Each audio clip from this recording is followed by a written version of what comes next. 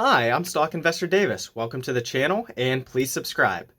So I want to take a look at the materials sector. This is XLB and Linde, who's within the materials sector. So we're going to cover a couple topics. We're going to start with XLB.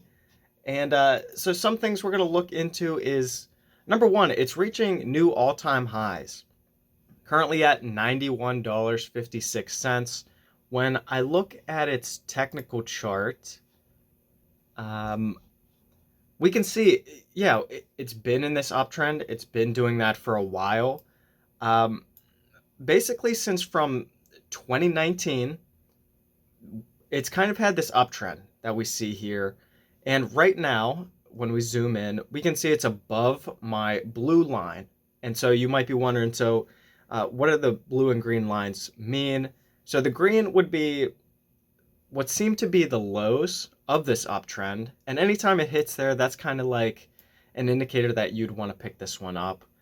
Then the blue line, that's kind of some resistance there. But as we've seen in all of 2021 and even some of 2022, it's gone above that point. And that's why it's blue, because yes, there can be resistance at that point of the uptrend, but it wouldn't be surprising to go above that. And it's actually more common that it would go above that blue line than say below the green line. But so this is the chart here. And so the question is it overvalued on its technical chart? You know, just by looking at this image, because it's so close to that blue line, I would say it's fairly valued. It's, if anything, it's definitely, it's not like an instant buy. For me, if it was between the blue and green line, it would be more so an instant buy. And especially if it's below the green line, yeah, that would be like, okay, this is like I said, just an instant purchase here if you have the funds that want to pick it up. But what I want to point out is the similarities between this one, XLB, and let's go back to it. So around $91. Overall, I'd say it's fairly priced. So let's take the next step to see what's in XLB. And if I haven't mentioned, it's Linde. Linde is the biggest portion of this. So here's the top 10 on the screen. And yeah, Linde makes up 22% of the entire asset portfolio that is XLB. So this to me is like a good indicator of, is this fairly priced or maybe even undervalued, overvalued? This to me is a good indicator. Linde, because it makes up such a big portion of XLB, we want to look into Linde. And I happen to follow them a little bit already because I knew they were such a great percentage of this ETF. You know, I started doing some digging into it, and I'm just kind of building out that knowledge. So again, what is Linde? Is Linde overvalued? Are they undervalued? How would I value them? Let's go back to the technical chart here, and let me pull something up on my side. So looking at Linde, let's just kind of compare these two. So right here we have from 2020 up until today. You can see it's peaking. This also has this nice uptrend.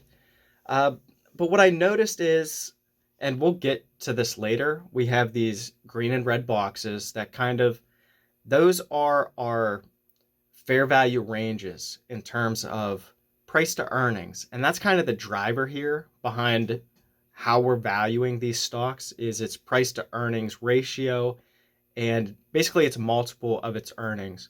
So overall, we do see this nice uptrend from Linde, and we're just speaking strictly technical here.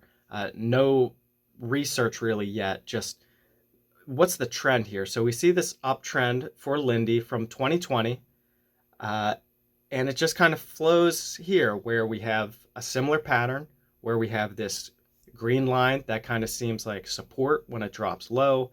blue where there's some support, some resistance, but overall still that uptrend. And then the red is kind of like, hey, when it gets up to this level, it seems to want to push down, at least for the short term. But again, this goes back to 2020. If we want to zoom out even further, it's been in this uptrend for quite a long time. Uh, I kind of stopped the tracker at about 2016, but it's been in this uptrend for a while. And what's interesting here is Linde's, I think Linde's on the verge of having another uh, elevation in its uptrend. So sort of like what we see in 2016 up to 2020, it had this uptrend, and then right around 2020, we see this inflection where it actually accelerates the uptrend. I think we might see that again. So I don't want to skip too far ahead, but these green boxes are our low range of our price to earnings valuation, and the red boxes are the high range of our price to earnings valuation. Again, we haven't dug too deep into it. This is just, we're using what the analysts project, and let's kind of show some of the research here. Actually, okay, so before that, let me just wrap up here. So again, Linde, from 2016 till today, we have strong uptrend here. Let's look at XLB. Let's pull back. So from 2016, so that's down here, we again have this uptrend.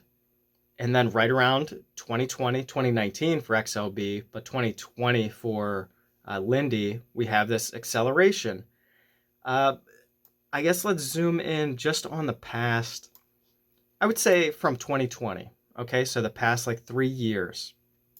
We see XLB have this big drop off. Most companies did. That was the COVID recession. Strong drop off here in early 2020. Strong uptrend, then relatively flat from 2021 up to most of 23. So almost 2 years of flatness, I would say, from XLB, right in the middle. So now let's look at Linde. So going back to 2020, we can see that big drop off from COVID. Everyone had it. Strong uptrend. Here's a difference. While Linde had this strong uptrend, XLB, they kind of traded flat. And I guess we can kind of see it actually in Linde that from about halfway through 2021, it kind of did stay flat up until about the end of 2022. And then we see this acceleration again. Kind of similar to what we see with XLB. Strong uptrend, then it trades sideways for about 2 years. The difference, I would say, is number one, the price. This is probably more safe, but Linde's more, I don't know. It's a strong company. We're seeing the whole reason for digging into Linde again is just to see, is XLB, how are they being valued? And so focusing on Linde here, and maybe now we'll dig into this.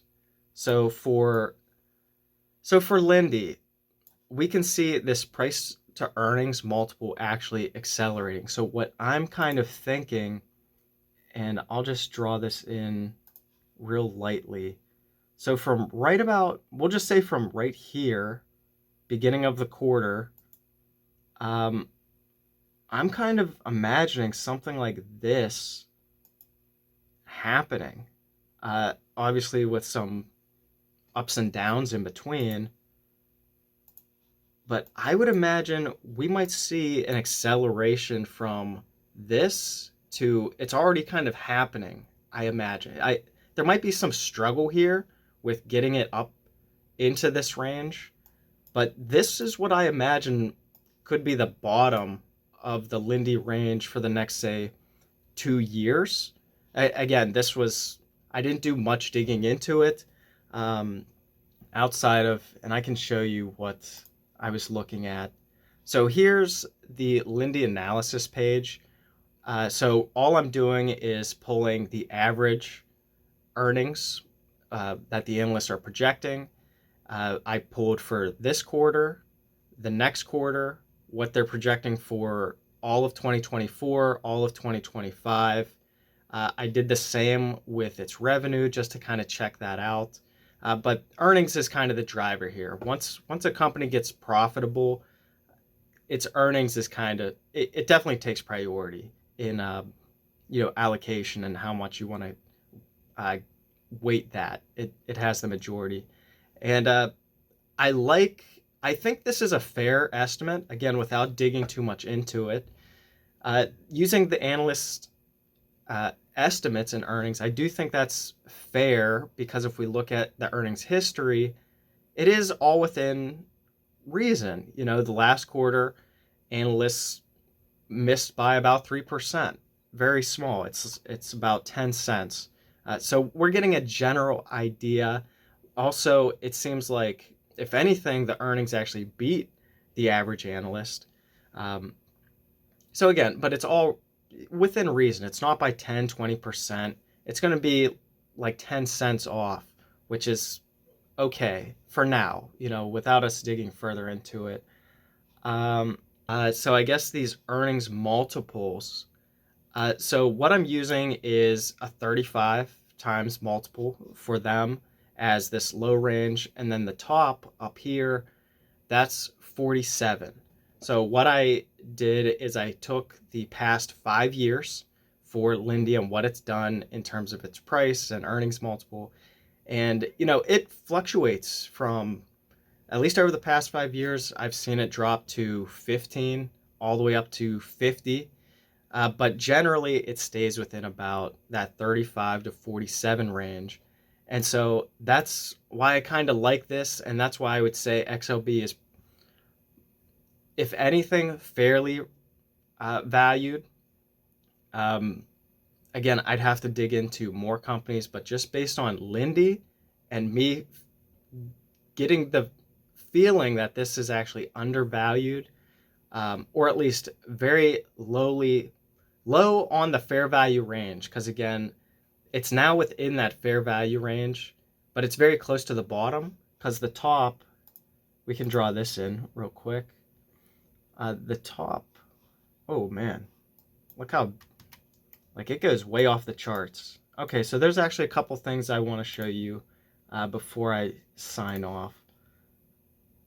And so this would be kind of the top. And again, there's some fluctuations. If anything, it might go higher. Yeah, Linde looks pretty good.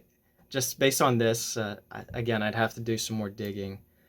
But yeah, so I looked at the past 5 years, and this is kind of what it came down to. They trade, and this is going to look really messy, but I'll just share it anyway. So what I'm looking at here, and I'm highlighting it a little bit. So what I'm inserting, and I can make this a little bit bigger. So I plugged in the analysts' earnings per share, what they're expecting. Plug those in. We're using the 35 to 47 range. So what I did for that is, again, I just pulled the PE ratio after each earnings call. So it fluctuates like crazy between each quarter, but at these checkpoints, this is kind of the range. So here, I mentioned this earlier, how it can fluctuate up into the 50s, but at times it dropped all the way down to the 10s. There's kind of a story behind that, but so this was kind of the range if we want to include all those price points. It's actually between 26 and 50, but I'm actually going to remove some of these outliers because, again, there's a story behind this. We're just going to forget that. And then there's these high ones where it kind of had to rebalance. So if we just remove those outliers from the situation, that's how I get this 35 to 47 range here. When we apply that to our analysts' estimated earnings going forward, we get these price ranges. And this actually leads into what I want to close with is what would I kind of expect if I bought this in terms of gains. So again, this is the price ranges. Again, a lot of assumptions here. I haven't dug into it. This is really just heavily leaning on what the analysts have said. And so what it comes down to when we use these ranges, if we look at next quarter, which is right here, this yellow one, 331, we can see it's actually trading at the very bottom of the range. So let me pull this up real quick. So the green box, if we want to, like, that would be the very bottom. Just if we went straight across down here, that is, and I'll pull this back up because that's probably the better tell here. So right now it's at 441. Like if it was at 441, that would be the very bottom of the fair value range for me. So if I wanted to pick this one up, that would be like a dream come true, 441. It being at 465 right now, that's really good, especially when we look at next quarter, where at the very bottom of that range, that 35 multiple, our ultimate goal would be 462. That's right around the corner. And what's nice about this one is it's like, again, it seems to be, it's trying to readjust itself. I imagine will happen over the next year or two, where when we look at its trailing 12 months earnings per share, that's what's happening. It grew its earnings so fast that the market hasn't caught up yet, and I just imagine it will over time. Again, we'll see. But again, looking into next quarter, if it goes towards the high end of that price to earnings multiple, where it gets closer to 47, even 45, somewhere in the 40s, just in general, like the mid 40s, but at peak 620, that would be the ultimate time where within that quarter. Now, Linde, I don't think they move this fast within a quarter, but they could. It's not crazy. Maybe for them, I would imagine it would more take a couple quarters, 2 quarters possibly. But if it was able to move quickly, like the Nvidias and the tech companies, theoretically, what would be the ideal situation is you'd pick this one up, say next quarter around 462, and it would hit 620 at some point. Doesn't matter when, could be the next day. You would take profits at that point. That's kind of the theory here. Or, on the flip side, what if this was trading at 620 right now? I'd be saying the complete opposite. I'd be saying, hey, it's at that 47. We'd want to wait for it to pull back. That said, the uptrend would factor in a little bit too, but within the moment, it'd be overpriced. But that's not the case here. It's actually at the bottom of the range. So in terms of right now, looking at next quarter, so this is where we're going to wrap up with the gain percentage, and that's these columns here. Looking at next quarter, based on the price right now in terms of its fair value scale that I've created here, very small percentage that you would lose anything. If I pick this one up right now at 465, and I held this one till about the end of April, and it still was at 465, I'd kind of be surprised, but it would still be within that fair value range. So I wouldn't be surprised, but considering the gain potential is 34% compared to the -1, I would imagine it's going to fall somewhere in that range as opposed to being at the far end, especially as next earnings come out. They're projected to be an improvement year over year and quarter over quarter. So all good signs, very strong company. We can look into the financials maybe as a closer, but we'll wrap up here. Next quarter, 2 quarters now. So going into June, if you want to hold this one till the end of 2 quarters, we can see that the worst case scenario we're projecting you would still get a 5% gain. If this one rallies like it's kind of been doing, we could see 41% gain. If it did that, I'd probably sell out at that point, because again, that would be assuming it's ran from 465 to 654. Again, still fairly valued. It's just it would be on the high end as opposed to the low end. Fast forwarding out a year, so the end of 2024, we then see a potential minimum gain of 17% is what I would imagine, all the way up to possibly 57%. You want to wait for a whole nother year, 2025, then it's looking like 29 and 74% gains. All depends on your time frame. If you find a different company, but check this one out. I think this one's a good one. I do want to share one last thing, just one last piece before I sign off. We want to just look at how good the company is, because obviously that's kind of a concern. It shouldn't be because they're 22% of an ETF, which, you don't do that unless you're a winner. And so, yeah, just looking at this one on an annual basis, $32 million, almost $33 million. Gross profit is improving, it looks like. If we go back 2 years ago, they only made about $31 billion. Cost of that was 17.5. Well, now they made 32, almost 33 billion, and that cost was still 17.5. So they actually improved their gross profits, very good, and they have good margins.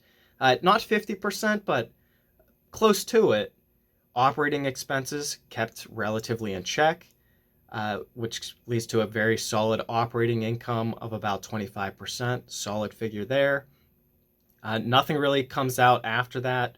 We're looking at the net income.